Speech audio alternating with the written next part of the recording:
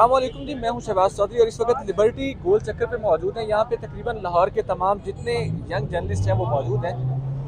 बहुत अफसोसनाक वाक़या है, तकरीबन जितनी सहाफ़ी बरादरी है वो सारी अफसरदा है। उमर भाई मेरे साथ मौजूद हैं, उनसे जानते हैं, बड़े सीनियर जो है जर्नलिस्ट हैं, उनसे जानते हैं कि क्या मुतालबात हैं सहाफ़ी बरादरी के और आगे क्या देख रहे हैं इन सब चीज़ों को लेकर। अस्सलाम वालेकुम भाई।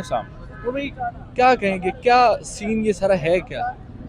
ये कोई नई बात नहीं है। ये पुराना सिलसिला है और ये सदियों से सिलसिला चलता आ रहा है। वो सिलसिला ये है कि जिसके पास ताकत होती है, जिसके पास इख्तियार होता है, जिसके पास मनसब होता है, वही चाहता है उससे सवाल ना किया जाए। और जो सवाल करने वाले होते हैं वो आंखों में खटकते रहते हैं, वो खटकते आए हैं। सवाल की कीमत होती है और ये आज का नहीं है, ये बहुत पहले का है। हमारे बड़े, हमारे कुलीग, हमारे सीनियर अरशद शरीफ साहब जो हैं, ये उसी रास्ते के सफ़र करने वाले हैं, लंबरदार हैं। उन्होंने अपना जान का नजराना दिया है। मेरा ख्याल है कि ये हम सब पे बारी आनी है। आपने बात की कि सवाल से डर लगता है, तो ताकतवरों को फिर ये सोचना चाहिए, ये कानून बना दें पाकिस्तान में, जो बच्चा पैदा हो उसकी जुबान काट दी जाए। नहीं, ज़बान काटने तक बात रहती तो हमें मसला नहीं था। ज़बान काटने तक ये था कि हमारी माओं को हमारी जनाजों को कंधा ना देना पड़ता। वहाँ तक ज़बान काटने की बात ये थी कि हमारी माएँ बच्चे इसलिए नहीं पालती पोसती कि वो बाहर यहाँ से उन पे ज़मीन तंग हो और वो वहाँ पे ताबूतों में आएँ। ज़बान काटने से बात हमारे गले काटने तक आ गई है, हमें कब्रों में उतारने तक आ गई। कब्र में सबने जाना है, वो जो रात कब्र वाली है वो बाहर नहीं हो सकती। लेकिन हमारे सवाल इतने भारी हैं कि हमारा अंजाम ये है, तो मेरा ख्याल है फिर ये सौदा महंगा नहीं है। फिर हम सवाल करते रहेंगे, फिर कॉस्ट बेनिफिट एनालिसिस करेंगे कि अगर मेरे मुल्क के किसी उसको या किसी माशरे के किसी ताकतवर को तकलीफ पहुँचती है तो ये तकलीफ पहुँचनी चाहिए, सवाल ज़रूर होना चाहिए। यहाँ पे तकरीबन जितने यहाँ तो सारे जर्नलिस्ट खड़े हुए हैं, अगर आप मार्केट में जाएं, एक रेडी वाले से भी पूछें कि अरशद शरीफ का कातिल कौन है, मेरा ख्याल है वो बता देगा। सबको पता है, सबको पता है। मैंने उस दिन लिखा कि जो आपके जहन में पहला गुमान है वही कातिल है। आपको किसी चीज़ को समझने की किसी बहस के अंदर जब आपको खबर मिली, आपके जहन में जो पहला गुमान गुजरा वो कातिल है। हाँ, कातिल कभी नहीं मानता, कातिल कभी नहीं मानता। उसने जुर्म किया हो, आप उसको रंगे हाथों पकड़ भी लें तो वो बड़े लेम एक्सक्यूज करता है, वो झूठ बोलता है, वो बहाना बनाता है। कोई बात नहीं है। मुझे सिर्फ फख्र इस बात के ऊपर है कि अरशद शरीफ ने कोई डील नहीं की। मेरे लिए फख्र की बात। सवाल पूछना चाहूँगा, आप अपने दिल पे हाथ रख के ये बताइएगा, क्या हम एज अ कौम मुनाफिक नहीं है? हमने अरशद शरीफ को जब वो गया, जान बचा के गया, हमने कहा वो भगोड़ा है। मैं कसूरवार हूँ, मैं जुर्म करने वालों में शामिल हूँ कि जब उसको सवाल करने की बुनियाद के ऊपर ऑफर किया गया तो मैं खामोश रहा। मैं खुद उसका निशाना इस चीज़ का बना हुआ हूँ कि सवाल करने की बुनियाद के ऊपर, लेकिन कोई इतना बड़ा मसला नहीं है। जब उसको मुल्क से जाने पे मजबूर किया गया, देखिए मुल्क किसका है? ये मुल्क हमारा है। हमने तजर्बा गाह बनाना था, हमने इसको गले काटने की तजर्बा गाह नहीं बनाना था, हमने दुनिया के लिए मॉडल बनाना था। हम दुनिया के लिए मॉडल नहीं बने। हाँ, उसमें मेरी भी गलती है, मेरे बुजुर्गों की गलती होगी, मेरे सीनियर्स की गलती होगी, मेरे उस्तादों की गलती होगी, मेरे बाद आने वाले जो हैं उनकी गलती होगी। हम कहीं ना कहीं कसूरवार सब हैं, लेकिन भेड़िया एक एक करके शिकार करेगा। और आप ये मत समझिएगा कि जब भेड़िया अगली बार शिकार करने आएगा तो वो आपको नहीं मार सकता। भेड़िए के मुंह को खून लगा हुआ है तो वो आपके मेरे खून का प्यासा है।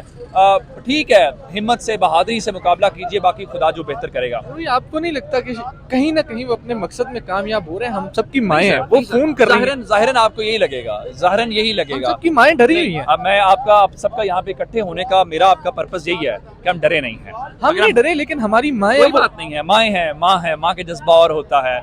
लेकिन हम अपनी माओं को भी समझाएंगे कि हम धरती माँ के लिए खड़े हैं। और अगर आप और मैं डर जाते तो यहाँ ना आते। हम यहाँ आए हैं इस अहद के साथ आए हैं कि जो जुर्म अरशद शरीफ का साहब का था, मैं बड़े फ़ख्र के साथ वो जुर्म करता रहूँगा, मैं बड़े अज़्म के साथ उस जुर्म को दोहराता रहूँगा। और जिनके खिलाफ वो जुर्म है वो हमें डराना चाहते थे, वो डरें। सवाल होगा, पहले से ज़्यादा शिद्दत के साथ होगा, पहले से ज़्यादा सख्त सवाल होंगे, पहले से ज़्यादा सवाल होंगे। हम पीछे नहीं हटेंगे, सवाल का सिलसिला जारी रहेगा। आखिरी सवाल है मेरा, क्या ये लोग अरशद शरीफ को हरा पाए? इन्होंने जमीन तंग कर दी, वो फिर आ रहा है, अभी जमीन तंग करके दिखाएं। वो पाकिस्तान का बेटा है, उसके वीडियोस देख लें, पाकिस्तान जिंदाबाद का नारा लगाने वाला है, उसके सीने पे, उसके दिल पे पाकिस्तान का परचम होता है। वो इस धरती से हम कैसे जा सकते हैं? हम भी बाहर जा सकते हैं, लेकिन हम इस धरती का कर्ज है। देखें, कभी कभी आप मर के जिंदा हो जाते हैं और आप अमर हो जाते हैं। ठीक है, अगर मर के जिंदा होना है, मर के अमर होना है तो ये सिलसिला भी कबूल है, कोई इतना बड़ा मसला नहीं है, ये भी कोई सौदा महंगा नहीं है। आपकी इस बात से एक छोटी सी बात अरशद शरीफ साहब की याद आ गई। उनसे एक सवाल किया जा रहा था तो उन्होंने कहा था कि क्या अहमद फराज, फैज़ अहमद फैज़ या मंटो पे जो जिन्होंने एफआईआर काटी थी, जिन्होंने उनको जेलों में डाला था, उनको आज तारीख जानती है। आपको क्या लगता है आज के बाद अरशद शरीफ उन लोगों की लिस्ट में जाके खड़ा हो गया? मैं उसका सिर्फ आपको एक हवाला देना चाहता हूँ। अरशद शरीफ साहब का जो साहबजादा है, हमसे वो छोटा है, अल्लाह उसको कामयाब करे और उसको उसके अगले रास्ते, उसके लिए आसानियाँ हों, वो कामयाब हो।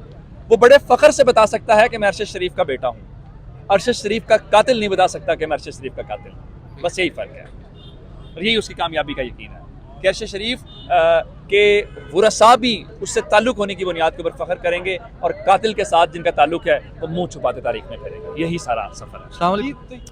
साकिब भाई, क्या कहेंगे, इतना बड़ा सानहा, इतना अफसोसनाक ये वाक़या? यार कहने की क्या, अक्ल माऊफ हो जाती है कि लोग कहते हैं जी बड़ा झटका लगा, दिल टूट गया। मैं कह रहा हूँ यार, दिल नहीं टूटा, अक्ल भी टूटी है, दिमाग भी टूटा है, हौसला भी टूटा है, फ्यूचर प्लान्स भी टूट गए हैं, पाकिस्तान की जो सोच होती थी वो भी टूट गई है। एक ब्लैंक सी, बददिल सी, शिकस्ता दिल सी सोच है कि यार अरशद शरीफ जो सोच दे के गया है, जो शम्मा जला के गया है, जो सवाल पूछने की हिम्मत दे के गया है, अगर उसका मिशन हम लोग यहीं पे छोड़ देंगे तो क़यामत के दिन हम उसको क्या जवाब देंगे कि तुमने 23 करोड़ पाकिस्तानियों के लिए जान गंवा दी, तुम अपने छोटे छोटे बच्चे रोते छोड़ के चले गए, तुम अपनी बूढ़ी माँ जो पहले एक शहीद को कब्र में उतार चुकी है, उसके सामने फिर से शहीद होके एक और बेटा लेके आ गए अपनी मैयत की सूरत में। तो अरशद शरीफ के सवालों का जवाब क्या देंगे, है नहीं। सो वही अप्रोच है कि उस पर लगे हुए हैं, we are going on and we will go on. बहुत सारे लोग यहाँ पे ये सवाल पूछ रहे हैं कि क्या लगता है कौन होगा इसके पीछे। मेरा ख्याल है कि यहाँ पे हम मार्केट में जाएं, यहाँ पे तो जर्नलिस्ट खड़े हुए हैं ना, यहाँ पे मार्केट में जाएं, एक रेडी वाले से पूछें अरशद शरीफ का कातिल कौन है, वो क्या जवाब देगा? मुझे नहीं पता कौन है कातिल यार, मुझे सिर्फ ये पता है कि वो लोग कातिल हैं कि जो 1947 से लेकर 2022 तक नहीं चाहते थे कि पाकिस्तान स्टेबल हो। मुझे लगता है कि वो लोग कातिल थे जो आज भी जिन्ना की एम्बुलेंस जिन लोगों की वजह से अस्पताल नहीं पहुंच सकी, वो लोग हैं जो आज भी कहते हैं कि पाकिस्तान के पास एटॉमिक पावर तो पाकिस्तान है, लेकिन पाकिस्तान इस काबिल नहीं है कि हिफाजत कर सके एटम बम की। मुझे लगता है कत्ल पे ताने देने वाले हैं आज भी। यार उनकी क्या बात की जाए। देखिए सियासी लीडर है, एक सियासी जमात की बड़ी रहनुमा है, वो पता नहीं कल को वज़ीर आज़म पाकिस्तान होंगी। अगर शहबाज शरीफ साहब बन गए तो यू नेवर नो कि कल को मरियम नवाज साहिबा भी वज़ीर आज़म पाकिस्तान होंगी। लेकिन उनकी इस ट्वीट के बाद बाखुदा वो इस काबिल भी नहीं है कि उनकी ट्वीट के ऊपर कोई साफ़ी रिप्लाई भी करे। मुझे उसमें दुख नहीं हुआ, मेरे दिल को लगा कि जिस तरह कलेजे को निचोड़ के किसी ने खून का आखिरी कतरा भी दिल में से निकाल नहीं दिया हुआ कि यार तुम कर क्या रही हो, किस टाइम पे तुम हम जर्नलिस्ट के ऊपर अटैक उस बंदे के ऊपर कर रही हो कि जो पाकिस्तान की जंग लड़ते शहीद होके आज रात को पाकिस्तान वापस पहुंच रहे।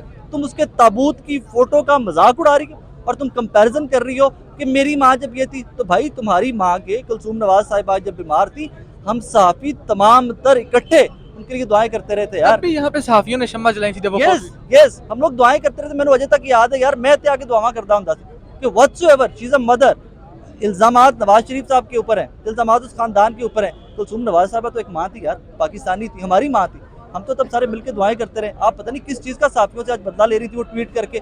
और तुम वो ट्वीट अरशद शरीफ के लिए नहीं था, वो तमाम साफियों के लिए था। वो जो प्रो नवाज हैं, जो एंटी नवाज हैं, वो तमाम साफियों की औकात ये थी कि that is who you are and that is who I am. मैं आखिरी सवाल पूछना चाहूँगा, जिन्होंने अरशद शरीफ पे ज़मीन तंग की, वो बेचारा यहाँ से गया, आज क्या वो हार नहीं गए कि अरशद शरीफ फिर वापस आ रहा है, अब ज़मीन तंग करके दिखाएं, चाहे वो तबूत में आ रहा है? यार देखिए, वक्ती तौर पे तो उनकी वो एक अप्रोच जीत गई ना कि तुम कहीं पे भी हो तुम महफूज नहीं हो। कोई भी साफ़ी है जो सवाल पूछेगा वो महफूज नहीं है, वक्ती तौर पे वो सोच तो जीत गई। लेकिन यहाँ पर इसकी ब्राइटर साइड एक ये है कि अरशद शरीफ अकेला ये सवाल पूछता था। पाकिस्तान से जब गया तो वो अकेला ये सवाल पूछता गया कि वो कौन था।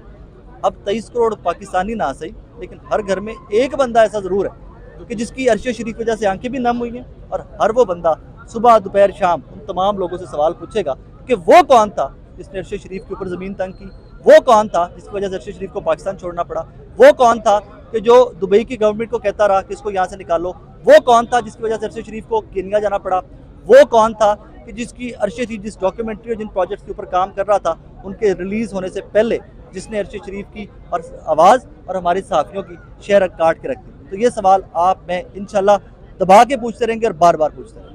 डरेंगे तो नहीं इस चीज़ से? नहीं, मैं पहले दिन का कह रहा हूँ यार, जब वो ट्वीट पड़ी ना, जब वो खबर आई सामने, तो यकीन माने पहले तो मैं साकित कितने ही घंटे रोता रहा, गला बंद, अक्खा बंद एंड ऑल दैट। उसके बाद एक चीज़ की हिम्मत आई उसमें आके कि यार मैक्सिमम यही है ना, मैक्स यही है ना, मार दोगे तो मरना तो भी है ऐसी क्या आपने 1000 साल जिंदा रहना कि मैं 1000 साल जिंदा रहना है? वो मर के अमर हो गया, जिंदा हाँ हो मर गया। के अमर हुआ है ना, वो तो मर के अमर हुआ है। तो उस जिंदगी से कि आपने तभी बेड के ऊपर तभी मौत मरना है, अस्पताल में मरना है, अरशद शरीफ जैसी मौत मरो यार, कोई याद तो करेंगे 4 लोग के दलेर आदमी मरा है। तो अरशद शरीफ तो आपको और मुझे हिम्मत दे के गया कि भाई that is the way of life, ये जिंदगी गुजारने का तरीका है। अरशद शरीफ तो आपको और मुझे एक राह दिखा के चला गया।